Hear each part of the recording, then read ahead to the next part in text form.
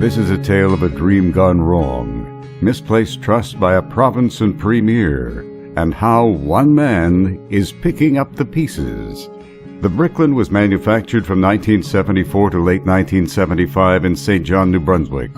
However, into 1976, after the plant was shut down in bankruptcy, enough parts were recovered by the liquidator to assemble a few more cars. This one is owned by Rick and is one of the last 14 ever built. Rick owns 9 Bricklins. Yeah, well, I belong to the Bricklin Club, but we have a little email ring, and the bankruptcy liquidator who purchased all the leftover parts and all the leftover cars at the time of the factory closing found some parts stuck in the back of one of their warehouses after been sitting for 20 years or 30 years, and I offered to buy them because I happened to be restoring 2 cars at the time. So I went down and bought a tractor trailer load of parts, and while I was there I said, "Oh, you want some cars?"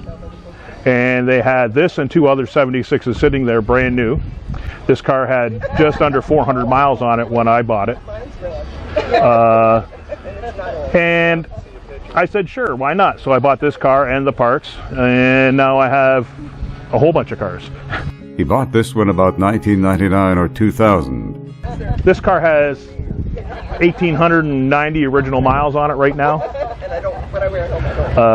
You know, I've got one sitting at the shop that's got 15 original miles, another one with 244 original miles.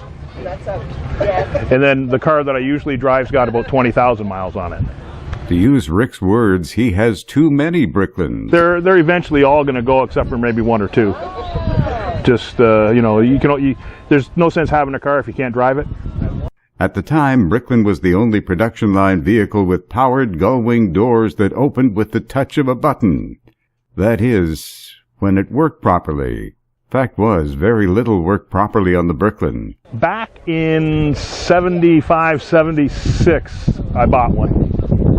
And I drove it as my daily driver for a couple years, and it was the biggest piece of crap I ever owned. I said never again, and now I have 9 of them.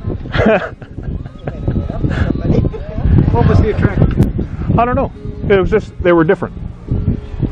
You know, I had Corvettes before, and these were different, so I thought I'd give this a crack.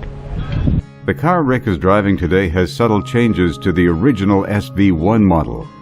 SV stands for Safety Vehicle. This car has been mildly customized, and it was done by the bankruptcy liquidator back when they had it, because they had like 200 cars. They had like 200 cars on the lot at the time. So, and 90% of them were all a suntan color, or a light tan color. So they figured that they would try to, they weren't selling real good, so they painted this one silver and added a few custom touches to it. And there it sat, it still didn't sell, so they put it in the back. In the back is where Rick first saw this car. From day one, the Bricklin was plagued with financial losses and engineering problems. As a result, only 2,854 cars were built before bankruptcy. It was New Brunswick Premier Richard Hatfield who gave Bricklin its start. But bad engineering and heavy financial losses caused Hatfield to pull the plug after only about a year. You may recall that I spoke last year with Malcolm Bricklin about his company's failure. We had 40,000 back orders when they put us out of business.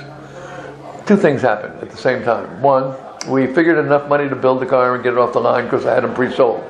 What I didn't figure on is the money I needed to make sure I fixed all the problems that come up in the first couple years in production. And the second thing is, the Premier called an election, and he used the car to win the election. And when he won, it was called the Bricklin election, which you would think would make me really solid in the province. Well, 2 months after the election, he came to me and said, I'm closing you down. The car orders came in all right, but Bricklin couldn't deliver. Malcolm Bricklin installed family members in key positions, even though they may have had little knowledge about the auto industry. The whole problem was, and Malcolm will admit it, he surrounded himself with people that told him what he wanted to hear instead of telling him what he needed to hear. And that's why they ran out of money. He also had workforce problems. Many employees worked just long enough to collect unemployment insurance. Meanwhile, Malcolm Bricklin spent little time at the plants in St. John and Minto, New Brunswick. He was off living a lifelong dream of being a cowboy in Arizona. The bankruptcy left New Brunswick on the hook for well over $20 million. That's only part of the story of the Bricklin failure. and Rick's rare 1976 Bricklin, built after the bankruptcy. Thanks for viewing. Have a safe winter. And come spring, we'll see you at the car shows and cruise nights.